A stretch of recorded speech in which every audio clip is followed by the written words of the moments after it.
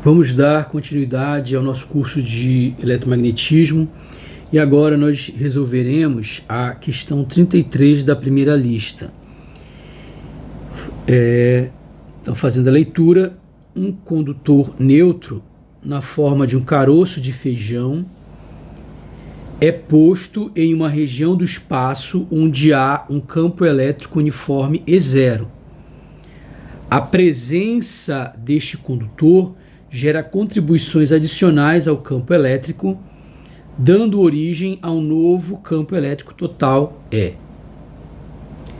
Para regiões bem distantes do condutor, as contribuições adicionais devido ao condutor E menos E0 decai com a distância R, como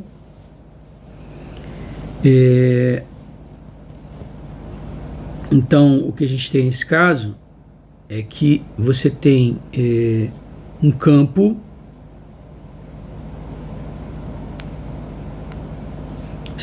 elétrico, né?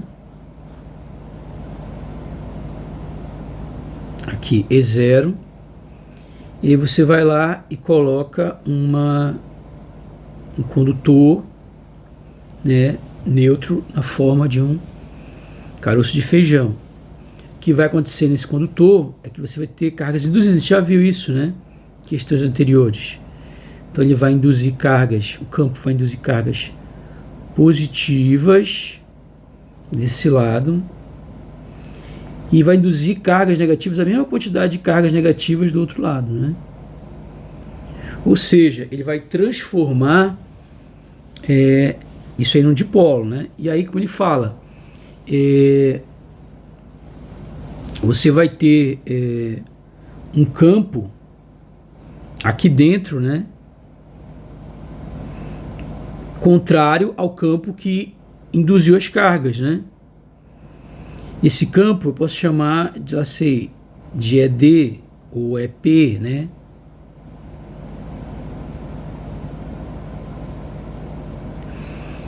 E o que vai acontecer é que que vai ser o campo resultante, né? Então esse campo resultante ele vai ser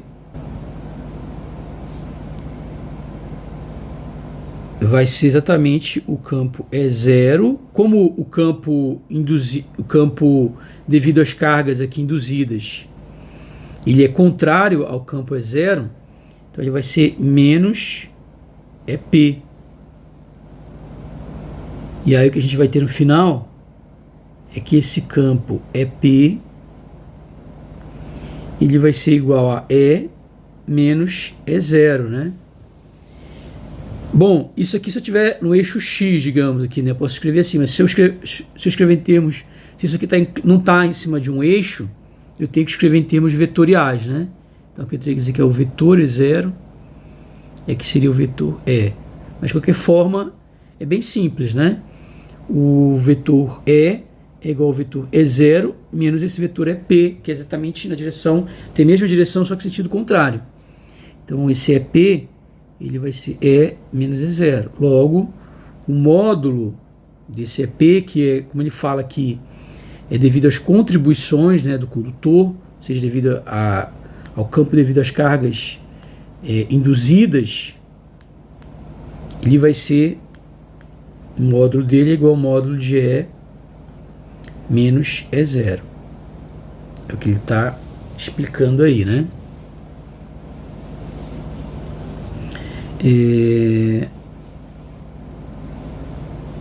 Ok. No caso, eu posso escrever, poderia ter colocado aqui, na verdade vai ficar, se eu passo esse para o outro lado, né, eu tenho EP e o outro fica E0 menos E, mas tanto faz, né? Quando eu for fazer o módulo eu posso escrever assim, ok?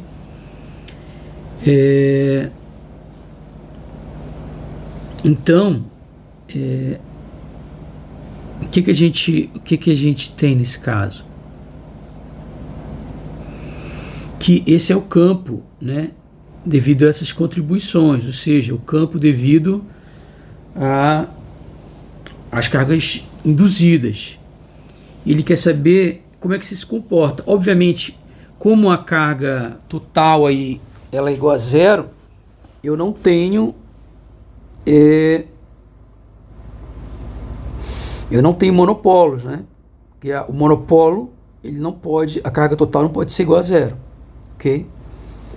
A gente vê que não tem não tem contribuição de quadrupolo, porque quadrupolo eu tenho que ter dois dipolos, né? Lembra um exemplo que a gente viu lá, botava mais, né? Aí botava menos, ou seja, tinha que ser uma carga aqui, por exemplo, Q, uma carga aqui, mesma distância, né? Daqui para cá, eu colocava uma menos 2Q, e aqui eu colocava uma Q, aí eu tenho dois dipolos aqui. Então, para ter um quadrupolo, eu tenho que ter dois dipolos. E aqui eu não tenho dois dipolos, eu tenho um único dipolo. Então, a contribuição é de dipolo, né? Só que se a gente lembrar, então, carga total nula significa que o termo de quadrupolo, que é o que? Ele é carga total, tá assim, carga total nula, ou seja, Q igual a zero, significa que o termo implica que, falar em termos de potencial, né? Quem era o termo de monopolo? Implica que o termo de monopolo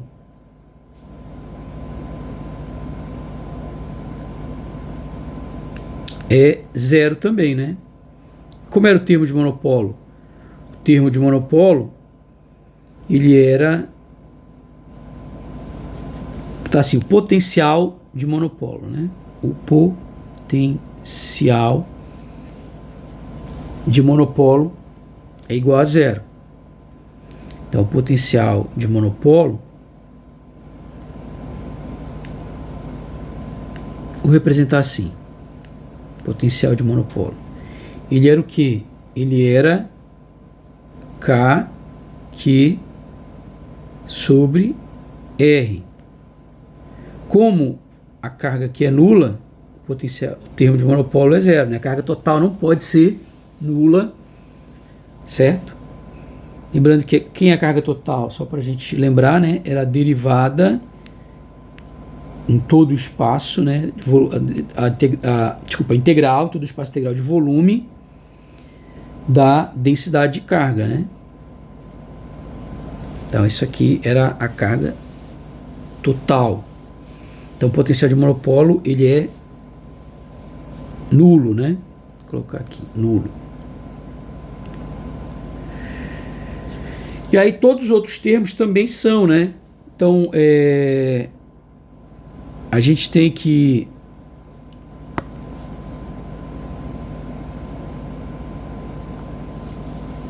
você vai ter aí termo de quadrupolo? Não. Então o tensor de quadrupolo, nesse caso, existe o tensor de quadrupolo de traço nulo, né? É nulo.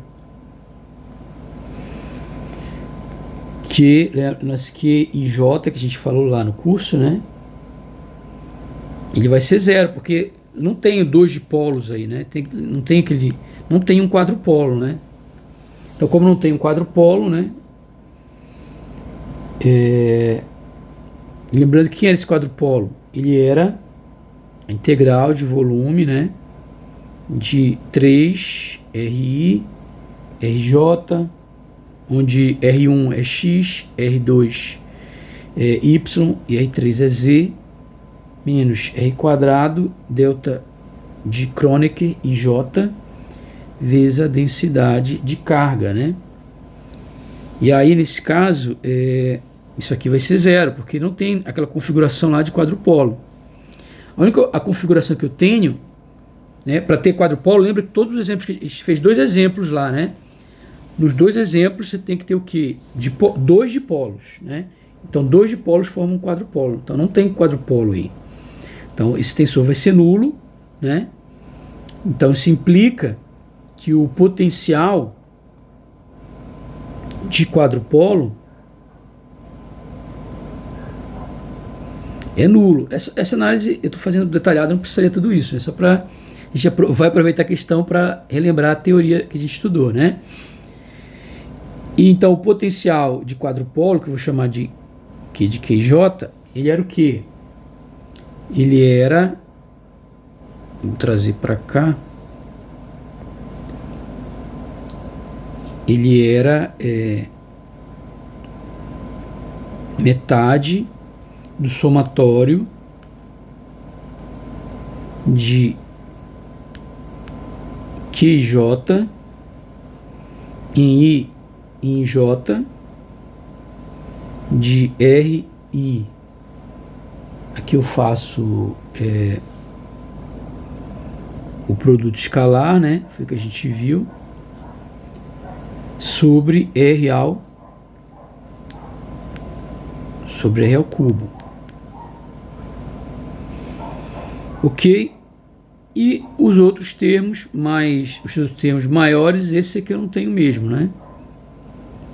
Ok? Então, qual o termo que sobra aí? É só o termo de dipolo.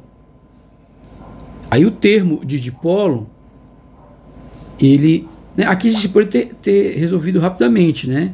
Depois eu vou ignorar isso aqui, eu vou voltar para cá e explicar sem falar do que eu falei aqui. Estou aproveitando para lembrar a teoria, né? O termo de... Já o momento dipolar, né? A gente tem o momento de dipolo total é não nulo, né? Ou seja, quem é esse momento de dipolo? Era esse aqui, né? O momento de dipolo era integral de volume, como a gente viu, de R densidade de carga. E aí ele é não nulo.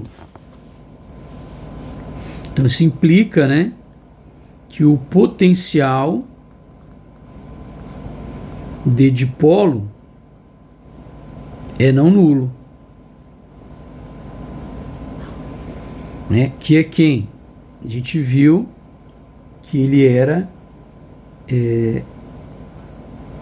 o momento de dipolo total, né, escalar R sobre R quadrado. Foi o que a gente viu lá no nosso curso, né? Ok. Então, o que interessa no final das contas, que é o que você vai... Essa parte verde foi mais aqui pra gente fazer um comentário, né? A parte que interessa mesmo é o seguinte, ora, de cara a gente consegue enxergar que na verdade ele é um dipolo, né? A carga total é igual a zero, então não é um monopolo, não tem 2 dipolos, então não é um quadrupolo. Então ele só pode ser o quê? Ele só pode ser ele só tem componente de dipolo. E a componente de dipolo, então o potencial, ele tem a seguinte forma. Ele é proporcional, né, a quem? A 1 sobre R quadrado. Eu nem vou escrever isso aqui, né? Eu não preciso lembrar isso na hora. Eu preciso lembrar que o potencial do monopolo cai com a distância, mas a carga total não é... A carga total é nula. Então não tem termo de monopolo. Não tem 2 dipolos, não tem um quadrupolo aí, né? Aqueles quadrupolos que a gente viu. Então só resta o quê? Ele é um dipolo. E o dipolo, o potencial, né, o quadrupolo cai com cubo, o dipolo cai com quadrado e o monopolo cai com R. No caso aqui, ele é um dipolo, então o potencial ele cai com R. Eu vou escrever essa constante de proporcionalidade como sendo, em vez de colocar quem é a verdadeira constante de proporcionalidade, eu vou só dizer que ela é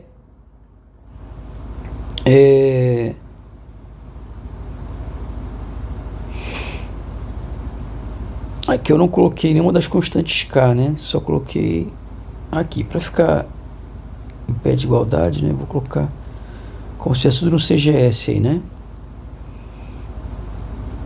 Ok.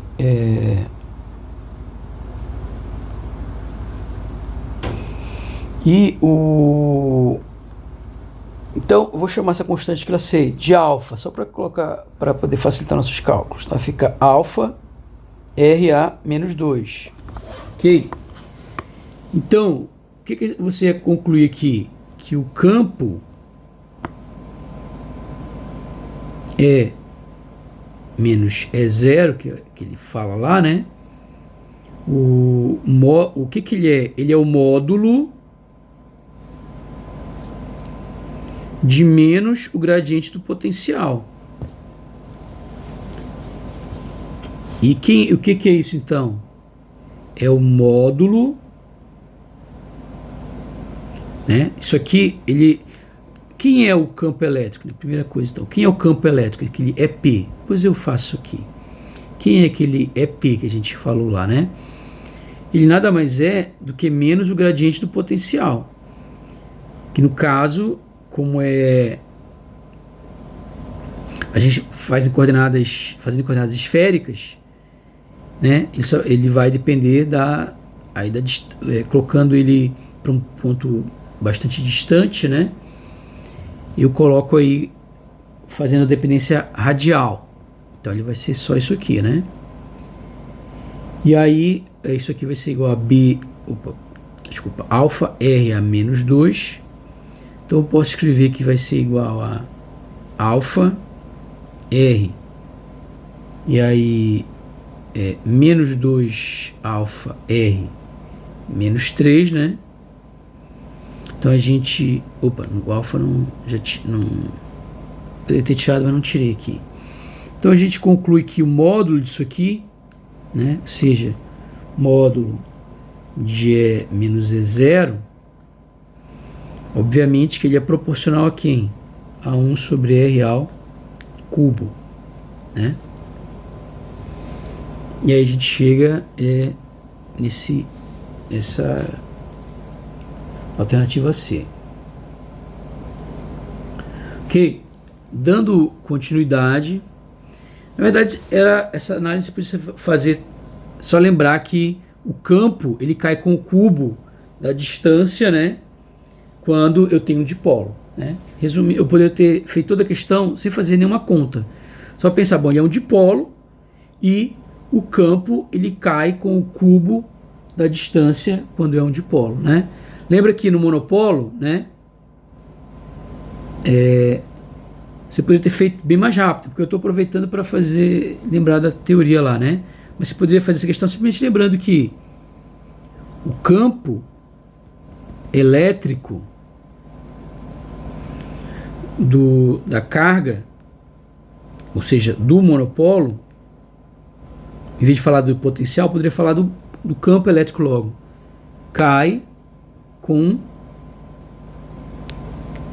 é proporcional, né? É proporcional a 1 sobre R quadrado, né? Desde lá do ensino médio, né?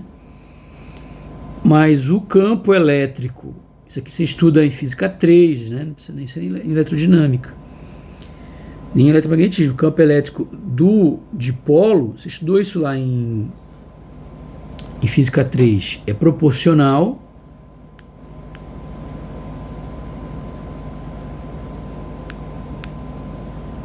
a 1 sobre R ao cubo.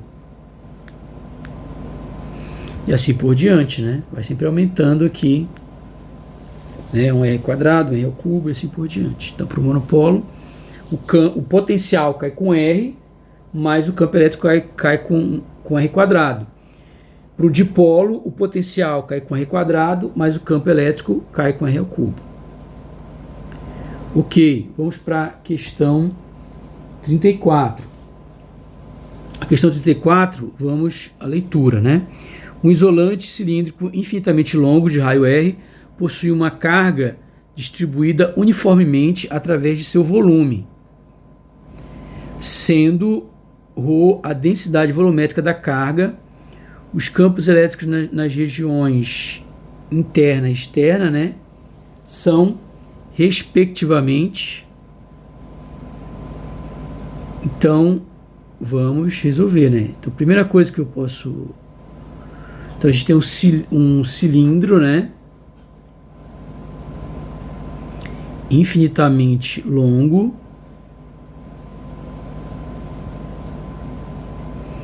E a gente quer calcular quem é. Vou colocar. Aqui está passando um eixo aqui no meio, né? E o que a gente quer? Ele tem um raio R, né? O raio dele aqui é um raio R. Possui uma carga distribuída uniforme através do seu volume. Então ele é um cilindro, pelo que ele fala aí, então ele é maciço, né? Porque ele tem uma distribuição de cargas ao longo de todo o seu volume, então ele é maciço, né? Então não é só a casca, tem material aqui dentro também e a carga está distribuída por todo o volume de maneira uniforme, né? E essa densidade volumétrica de carga é isso daqui. Ok?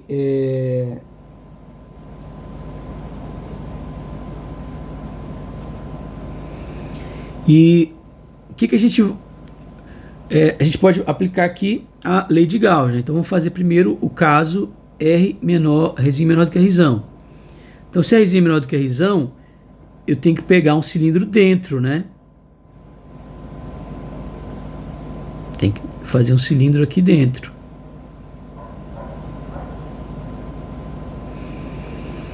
Porque eu vou pegar numa posição aqui, ó, R, né? Então aqui na posição R eu vou ter um campo elétrico. E aqui eu tenho raio Rzinho. E aí o que você vai ter? Que a integral de superfície de E ds na superfície S a superfície lateral S dessa superfície gaussiana, ela vai ser igual a carga envolvida pela superfície S aqui, né?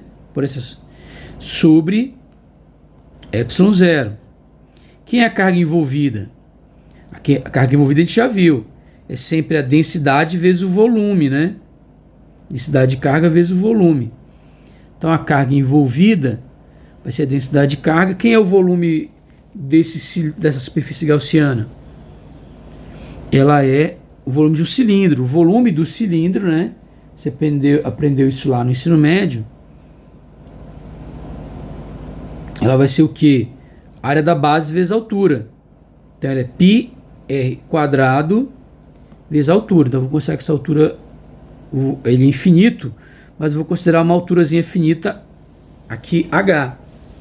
Então o volume é a área da base vezes a altura, ou seja, πr ao quadrado h. Só que quem é essa integral aqui? Bom, a integral, o campo elétrico vem para fora, né? Porque ele não depende do ds, é escrito em termos de dz e dφ, logo, né, do ângulo azimutal e do ângulo do eixo z. Então E pode ir para fora. Então aqui vai ser sempre integral de ds. A integral de ds é a área, né? A área é o que? A área lateral desse cara aqui é 2πr, é a circunferência, né, vezes essa altura, né? É como se você pega um folho de papel e dobra, vai formar a área lateral do cilindro. Quando você abre, essa base aqui, essa circunferência vira a base do retângulo e a altura continua sendo a altura. Ok? Então isso daí vai ser igual ao que? A carga envolvida, ρπr quadrado h sobre ε0. Então eu tenho que o π corta com o π, r com R, o H com o H. Então eu tenho que nesse caso o campo, ele é a densidade, sobrou um R aqui, esse 2 passa dividindo, e aqui fica então sobre 2 ε0, né? Como o E, ele é o ER, o versor R, né? O versor dele é o radial, então vai ficar ρr sobre 2 ε0 versor radial, né? Isso aqui, óbvio, né? Ok, então a gente tem o que?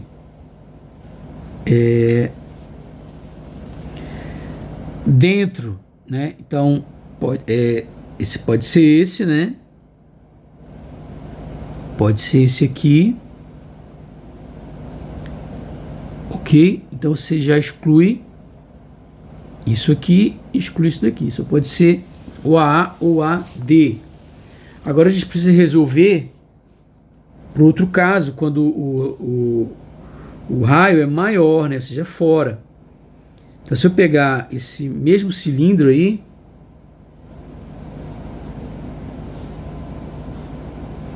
então pego esse mesmo cilindro, só que agora eu tenho que pegar a superfície gaussiana fora, né? Porque agora o Rzinho, ele é maior do que essa distância R aqui. Então quer dizer, né, que esse raio é R. Percebe que não vai mudar exatamente nada, né? Então, lei de Gauss, integral de E ds na superfície lateral aqui do cilindro, né? Aqui não vai ter porque o campo elétrico vai ser perpendicular ao ds, então vai dar zero, né? Então não tem, nem precisa me preocupar com isso aí. Só tem na superfície lateral. Carga envolvida sobre ε0. Então você vai ter o que? Aqui a gente já viu que é simplesmente pegar o campo elétrico e multiplicar pela superfície lateral, mesmo cálculo que a gente fez agora. A área da superfície lateral é 2πr, como a gente viu, que é esse diâmetro aqui, né? Essa circunferência aqui, né? 2πr, que é essa circunferência aqui, vezes a altura, né? Então, mesma coisa, você vai conseguir ter uma altura aqui, h. Tá pegando só um pedacinho de altura h. Que vai ser a carga envolvida. Bom, a carga envolvida agora é a mesma coisa, né? A densidade, só que o volume agora é o volume de todo o cilindro, né? Por quê? Porque agora eu vou ter que pegar toda a carga que está dentro da superfície, envolvida pela superfície gaussiana. Essa superfície gaussiana só envolvia parte da carga, mas essa superfície gaussiana envolve toda a carga do cilindro que está nesse trechozinho H. Então quer dizer que eu tenho que multiplicar por área da base, é a mesma fórmula, né? Vezes a altura sobre ε0. Só que agora envolve toda a carga, né? Só isso que mudou. Então aqui vai cortar o H com o H, o π com o π, e aí eu posso escrever que o E é igual a ρ, que sobrou, R quadrado sobrou, e sobrou aqui 2 e Rzinho. Então vai ficar 2ε0, Rzinho, e aí é só acrescentar o versor aqui para escrever na forma vetorial. Ok. Agora, então, é ρ, R quadrado sobre 2ε0 Rzinho. Então aqui é ρ, R quadrado sobre 2ε0 Rzinho. Exatamente isso daqui. Alternativa A. E aí vamos dar continuidade. Vamos para a questão 35. Então, a questão 35 diz o seguinte. Vamos para a leitura. Uma esfera não condutora de raio A possui uma carga total positiva Qzão. Tá? Então tem uma esfera não condutora, ela tem raio A e ela possui uma carga total Qzão. A densidade volumétrica de carga no interior da esfera é dada por isso aqui. Então essa aqui é a densidade, não é mais uniforme, ok? Então não é uma densidade uniforme, onde ρ0 é uma constante, né? Mas a densidade não é constante, só esse ρ0, que é o que? Quando aqui é zero, né? Porque aí dá 1, ou seja, é a densidade na origem, né? No centro da esfera. R é a distância ao centro da esfera. O campo elétrico é no interior da esfera, ou seja, quando Rzinho está entre 0 e A, que é o raio da esfera, e o potencial V no centro da esfera, né? Ou seja, quando R igual a 0, são respectivamente. Então, isso que ele quer o campo elétrico no interior da esfera e o potencial no centro da esfera, né? Então, vamos lá.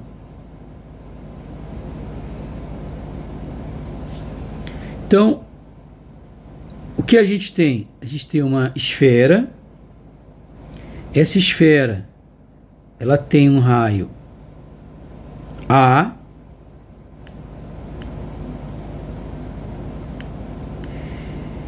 E aí, a gente quer saber dentro quem é o campo elétrico, o potencial. Então, sempre é lei de Gauss. Eu tenho que fazer passar uma superfície gaussiana no ponto onde eu quero calcular o campo. Sempre é isso, né? Percebe que todo problema sempre é esse. Se eu quero calcular o campo na posição R, então eu tenho que, na posição R aqui, eu tenho que passar uma superfície gaussiana, tá? E aí, então, naquela posição R, eu vou conseguir calcular quem é o campo elétrico, né? Ali dentro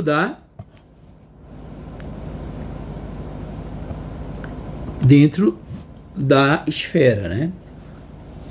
Ok. Então, lembra que essa esfera ela é maciça, né? Ela é não condutora e é uma esfera maciça, com uma distribuição que não é uniforme. Ok. Então aqui, obviamente, que é um problema de lei de Gauss, né? Então a gente vai ter que a integral de E ds na superfície S, que é essa superfície gaussiana aqui dentro, né? Que a gente colocou dentro, porque a gente quer calcular o campo elétrico dentro. Então tem que ser uma superfície gaussiana dentro, né? A superfície gaussiana precisa passar no ponto de observação, né? No ponto onde a gente quer obter o campo elétrico. Ok, então eu tenho aqui a carga envolvida por essa superfície gaussiana sobre ε0. Então, eu tenho que essa integral aí é bem batido, né? O que vai dar? Aliás, eu vou fazer separado aqui para depois substituir, tá? Então, essa integral, ela é bem batida, né? O que isso aqui dá? O campo elétrico, ele é função só do raio, né? Então, esse campo elétrico aqui, ele é função só do raio. Isso significa que ele que ele vai para fora aqui, né? Ele não depende disso aqui. E aí fica só a integral do ds na superfície. Então vai dar exatamente a área da superfície gaussiana. E a área da superfície gaussiana é a área de uma esfera, que é 4πr². Agora resta calcular a carga envolvida, que é a parte mais difícil aqui, né? Porque a carga envolvida, ela vai ser a integral da densidade de carga no volume, né? No volume, né? Então, isso daqui é que vai ser a minha carga envolvida, né? Aliás, a carga envolvida pela superfície gaussiana. Então, é o volume, desculpa, é o volume da superfície da superfície gaussiana. Então, essa superfície gaussiana tem um certo volume aqui, né, envolvido, e é esse que me interessa. Então, não é em todo o volume, que como dá a entender, né, é no volume da superfície gaussiana. Ok, então, bom, o elemento de volume em coordenadas esféricas, a gente sabe que ele vai ser o quê? Ele vai ser R quadrado, né? dr, e além disso o d ômega, né, que é o que, lembra que é o que? É lá o diferencial do ângulo sólido, né? E aqui a densidade de cargas é dada por isso aqui, ρ0, 1 menos R sobre A. Então aqui é ρ0, 1 menos R sobre A.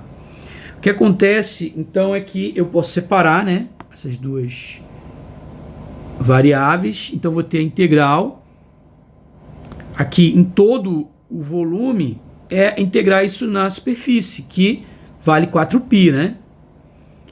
E aqui fica ρ0 é uma constante, vai para fora da integral, da outra integral, né?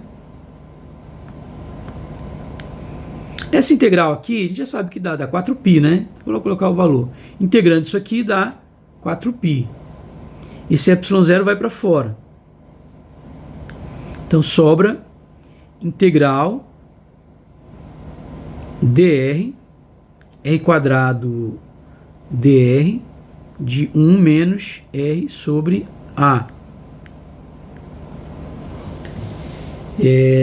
De onde até onde? Eu tenho que integrar aqui dentro, no volume. Ou seja, com raio indo de 0 até Rzinho. Aí você pode colocar uma R', né? Tanto faz, né? Isso aí se você for matemático, né? Você vai já tanto que botar uma R' ali, né? Deixar assim mesmo.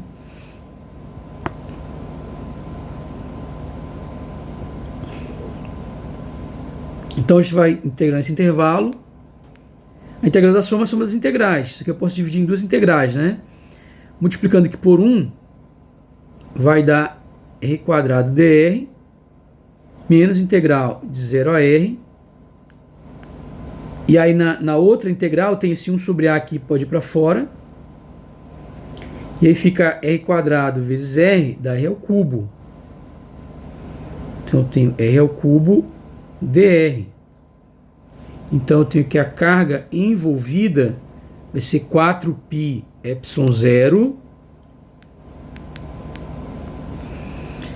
E essa primeira integral, ela vai dar R ao cubo sobre 3 de 0 a R, menos 1 sobre A. E aí fica o que? Integral de R ao quadrado, que dá R ao cubo sobre 3, integral de R ao cubo dá R a quarta sobre 4 de 0 a R. Então eu posso escrever que a carga envolvida vai ser 4π ε0. E aqui eu posso simplesmente escrever, substituir o final menos inicial, fica R ao cubo sobre 3 menos R a quarta sobre 4A. E agora sim eu posso então substituir nessa expressão, né? Ou seja, 4π R quadrado, então vou ter que 4π R quadrado é igual a 4π ρ0 sobre ε0, que vou ter que dividir por ε0, né? Multiplica por R ao cubo sobre 3 menos R a quarta sobre 4A.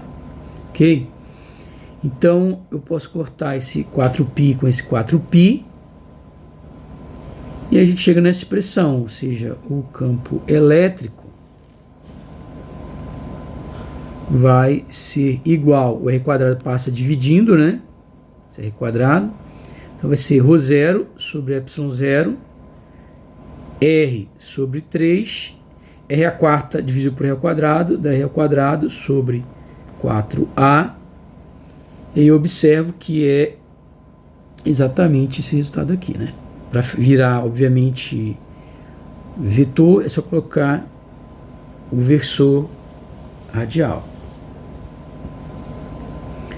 Ok, agora, o que está faltando? Está faltando calcular o potencial no centro da esfera, né?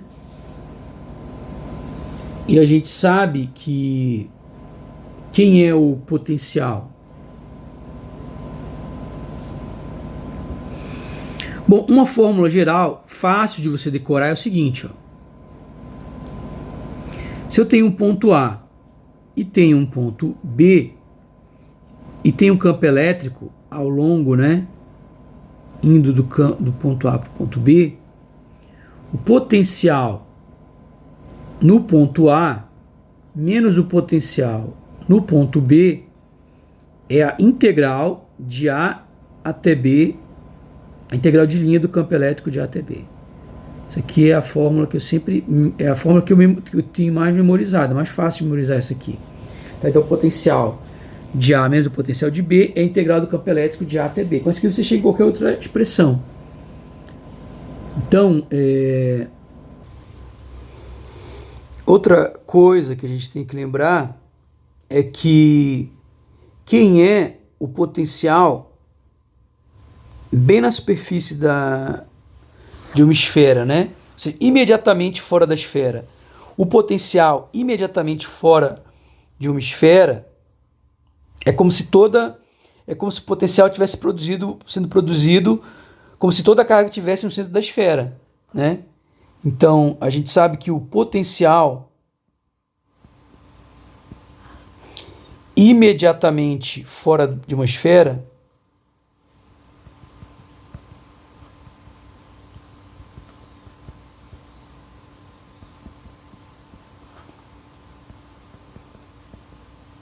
ou seja, o potencial em R, ele é sempre o que no sistema internacional? K, Q sobre R, que é o raio da esfera. Ok? Ok. Aí quem é a carga da esfera? Eu posso usar, a gente já calculou a expressão, ó. A expressão é essa daqui, ó. Já fez o cálculo, né? Basta eu escolher o raio A. Se eu escolher o raio igual a A, eu tenho a carga total, né? Então, quem é a carga total? É a carga envolvida quando o raio é A. Ou seja, a carga total é igual aqui A e aqui A. Só que aqui, em vez de escrever assim, eu poderia colocar 1 sobre 4πε0, escreva a constante eletrostática assim, né? Sobre R. Então, como a carga é isso daqui, aquele fórmula geral, né? Quando o Rzinho é igual a A, eu tenho a carga total da esfera. Então, o VR, o potencial na superfície da esfera, ele vai ser 4πρ0 sobre 4πε0 vezes, aí fica aqui, aí o raio da esfera, desculpa, quem é o raio da esfera, né? A esfera tem raio A, né? Então aqui na verdade é quando Rzinho é igual a A, imediatamente na superfície da esfera. Então, simplesmente eu vou dividir isso aqui por A. Então vai ficar o quê? A ao quadrado sobre 2 menos A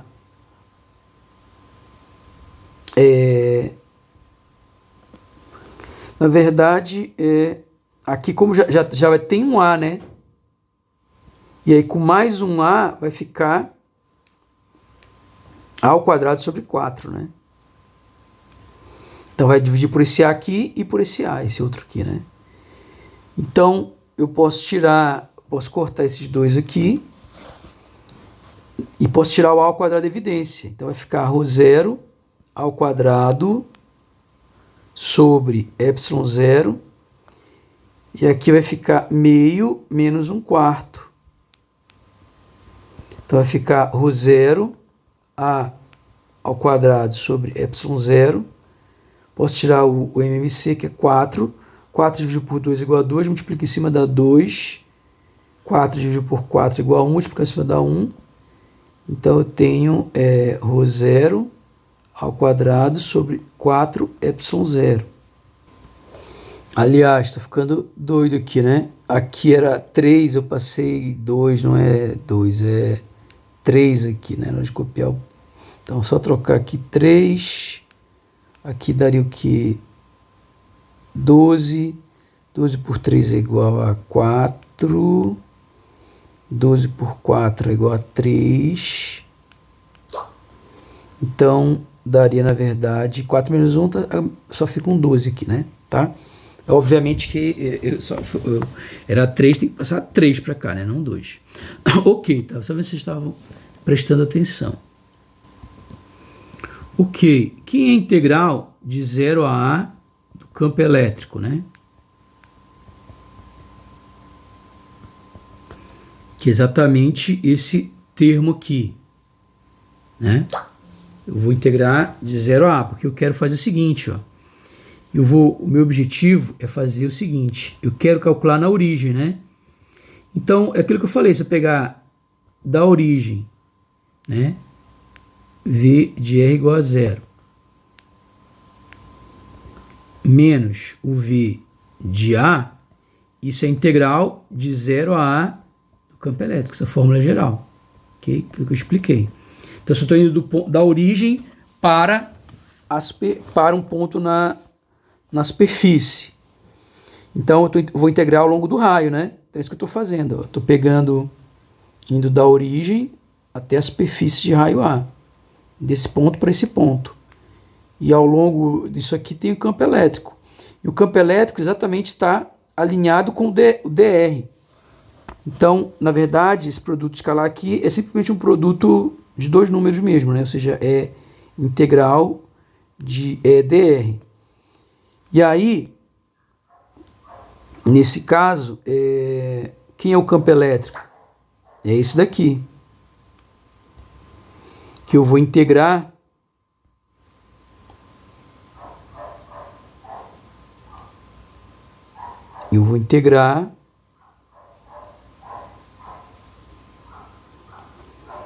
em DR. Então eu tenho que o V0, V0 menos ρ0 A ao quadrado sobre 12ε0, ele é igual a essa integral, que é ε0 sobre 0. Aqui R, aqui é de 0 até A, né? Então fica R ao quadrado sobre 6, né? Menos R ao cubo sobre 12A de 0 até A. Ou seja, vai dar ρ0 sobre ε0, A ao quadrado sobre 6, menos, aí vai ficar A ao cubo sobre A, dá A ao quadrado sobre 12, né? E aí a gente tem o seguinte, então o V0, vou passar isso aqui logo para o outro lado, vai ser igual a ρ0 ao quadrado sobre 12ε0, mais aqui é igual a ρ0 ao quadrado sobre ε0, e aqui vai ficar 12 dividido por 6 é igual a 2, fica 2 menos 1, né? Então, o que a gente tem no final das contas é que isso aqui 12, 2 menos 1 igual a 1, isso aqui dá sobre 12, né? Então, percebe que são iguais, então dá 2 vezes um dele, ou seja, é igual a ρ0 ao quadrado sobre 6ε0. Então, esse é o potencial em zero, né? Se a gente for observar lá, ρ0 sobre ε0 ao quadrado sobre 6, né? ρ0 sobre ε0 ao quadrado sobre 6, que é exatamente esse daqui, né? Certo? E aí a gente pode, então, continuar, né? O E podia ser esse aqui ainda, né? Mas só eliminava os do meio aqui, né? Mas aí, com essa segunda resolução a gente conclui que é alternativa A. Ok? E aí vamos para a questão 36. Ok, então vamos dar sequência. A gente tem o seguinte, ó, então a gente tem aqui um plano, né? E aí eu tenho aqui o meu eixo x, y, z, né? O que ele fala lá? Eu tenho uma placa condutora plana aterrada de dimensões infinitas, se encontra no plano YZ. O melhor não é então x, YZ, né? Então, desculpa, aqui é Y, aqui é Z e aqui é X, né? Considerando um sistema dextrógeno, né? Então, tá certinho aí, ó, né? E posso escrever assim, XYZ. Então, o plano está em YZ, o plano está aterrado, né? Seja o potencial dele igual a zero. E aí ele diz que tem uma carga, né? Ele tem uma carga Q, e uma carga Qzão, né? Então tem uma partícula de carga Qzão na posição Rx, ou seja, essa distância daqui para cá é R. Ok? E obviamente, então, que as coordenadas desse ponto aqui são o quê? As coordenadas desse ponto são R0, 0. Certo? E a gente pode resolver esse problema. O que ele quer que se encontre? A força eletrostática sobre a carga, né? Então ele quer a força aqui em cima dessa carga. Na verdade, não precisa encontrar a força, precisa encontrar o campo, né? Porque quem é a força? É só pegar o campo e multiplicar pela carga. Então o que eu preciso é do campo, né? Na verdade, nesse caso, como ele é bem simples, eu posso dar até para calcular a força direto, né? Sem calcular o campo. Porque esse caso a gente vai resolver pelo método das imagens, né? Obviamente, isso aqui é método das imagens. Então, como é que a gente faz o método das imagens? A gente já viu, né? Você tem que substituir o plano, é como se fosse um espelho. Só que quando ele reflete a imagem, ela é refletida com a carga contrária. Então, eu tiro o plano, no lugar do plano, eu coloco uma carga imagem. Então, o plano eu jogo no lixo e eu coloco uma carga imagem, que é uma carga fictícia, né? Com a mesma distância que essa aqui está daqui, que a carga está do plano. Então, essa aqui a distância é R, essa distância aqui também é R. E nesse espelho a carga sempre fica invertida. De tal maneira que a força, então, é uma força de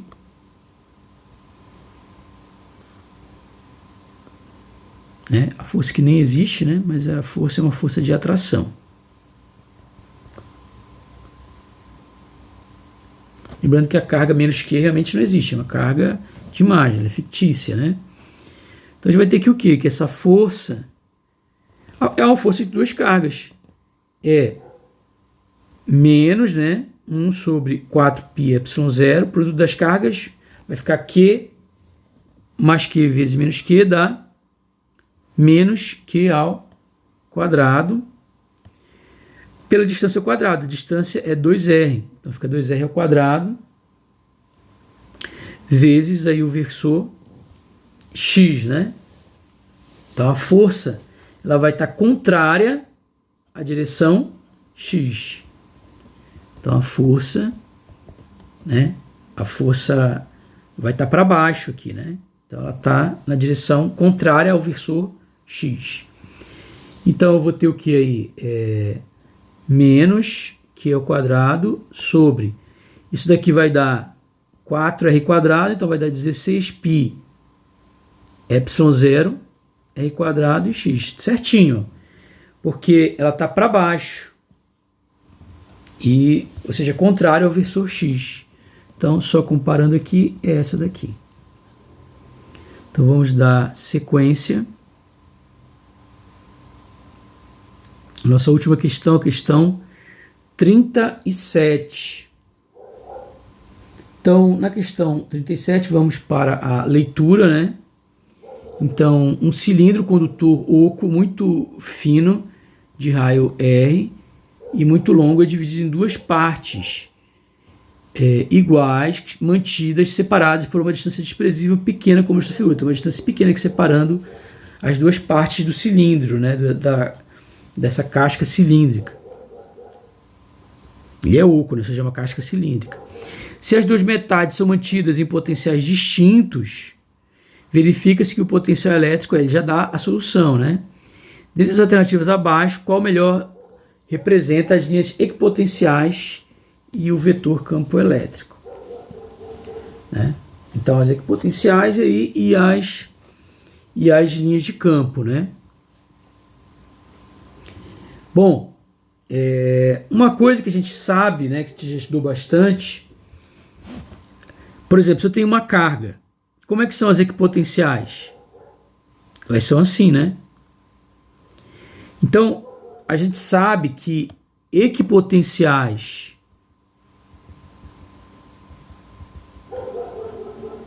circulares, obviamente, significa que o quê? Que o potencial é função só de R. É óbvio, né? Ele não depende do ângulo. Eu posso ir para esse ângulo, posso ir para cá, posso ir para cá, posso ir para cá, posso ir para cá, não muda nada. Então, equipotenciais que são circulares, elas só dependem do raio. Não é o caso aqui, ó. A função é função também de θ. Então, significa que as equipotenciais não podem ser circulares. Então, deleta esses aqui, né? Então, só poderia ser A, C ou E. Ok. Além disso, a gente tem que o campo elétrico é menos o gradiente do potencial. Ou seja, isso significa que... E é aquela história, né? Isso aqui significa que as linhas de campo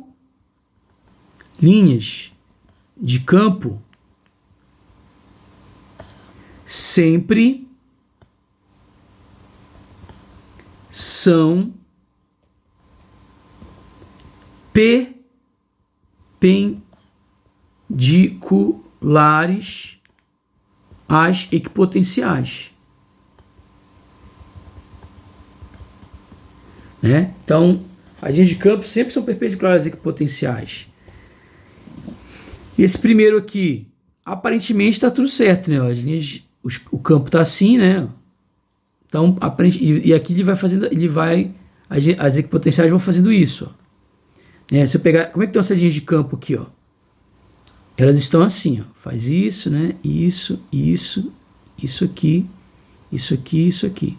Aparentemente tudo certo, ó. Elas vão ficando perpendiculares, ó. Então aqui tá ok. Ok? Então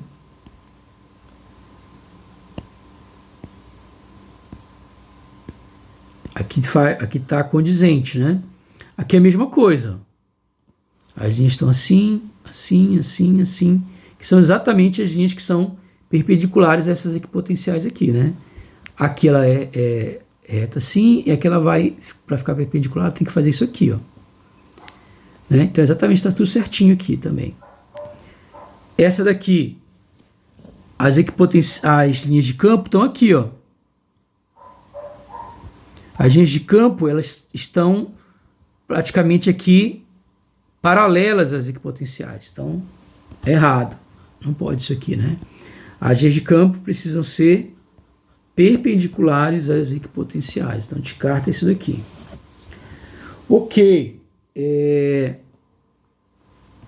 Outra análise que a gente tem que fazer é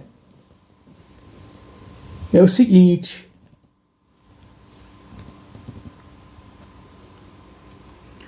O que é muito diferente dessas duas soluções aqui é o fato de o seguinte, ó, numa, o campo elétrico ele é zero aqui em R igual a zero e na outra não, né? Ele não é zero em R igual a zero, né? Nessa região aqui na verdade ele é meio que uniforme praticamente, né? Assim, nessa região mais então não é esse caso, né? Ok, então, e aqui é zero. Então são bem diferentes as soluções, né? Bom, então vamos identificar o que acontece em zero, né? Quando o R igual a zero. Quando o R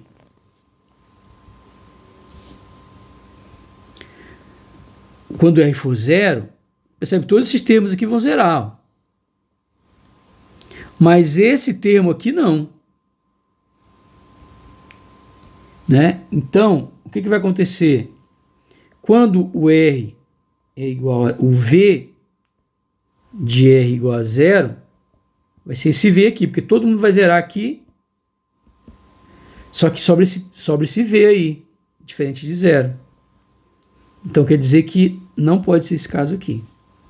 Então a solução, alternativa A. Ok?